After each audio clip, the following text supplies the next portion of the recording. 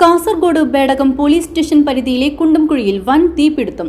കുണ്ടംകുഴി പഞ്ചലിംഗേശ്വര ക്ഷേത്രം റോഡിൽ പ്രവർത്തിക്കുന്ന ശിവഗംഗ ഹാർഡ്വെയർസിനാണ് തീപിടിച്ചത്. ഉച്ചയ്ക്ക് 12:30 മണിയോടെയാണ് സംഭവം. ഗ്യാസ് സിലിണ്ടർ പൊട്ടിത്തെറിച്ച് ഒരാൾക്ക് പരിക്കേറ്റു. തയ്യൽ തൊഴിലാളി പുരുഷവിനാണ് പരിക്കേറ്റത്. ഇയാളെ ആശുപത്രിയിലേക്ക് കൊണ്ടുപോയി. കുറ്റിക്കോളിൽ നിന്നുമെത്തിയ ഫയർഫോഴ്സും ബേഡകം പോലീസും നാട്ടുകാരും ചേർന്ന് തീയണച്ചു.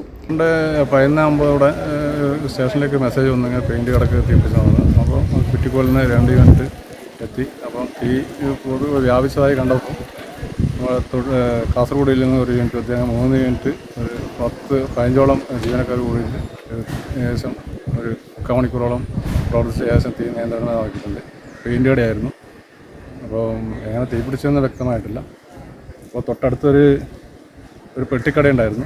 അപ്പോൾ അതിനകത്ത് സിലിണ്ടർ ഉണ്ടെന്ന് പറഞ്ഞിട്ട് സിലിണ്ടർ റിമൂവ് ചെയ്തു. പിന്നെ കുറേ കഴിയുമ്പോഴത്തേക്ക് വേറൊരു സിലിണ്ടർ കൂടി ഉണ്ടെന്ന് പറഞ്ഞു. അത് പൊട്ടിത്തെറിച്ചു. ആളപായമില്ലാത്തത് കൊണ്ട് ഭാഗ്യം തന്നെയാണ്. അങ്ങനെ ഇപ്പോൾ ഏകദേശം തീ നിയന്ത്രണം ചെയ്തായിട്ടുണ്ട്. കടയിലെ വെൽഡിംഗ് ജോലിക്കിടയിൽ വീണ തീപ്പൊരിയാണ് അപകടത്തിനോ ഇടയാക്കിയതെന്നാണ് പ്രാഥമിക വിവരം. പെയിന്റോ തിന്നറോ അടക്കമുള്ള അനുബന്ധ സാധനങ്ങൾ കത്തിനശിച്ചു. ലക്ഷക്കണക്കിന് രൂപയുടെ നഷ്ടം കണക്കാക്കുന്നു. News bureau, Kundamkuzhi.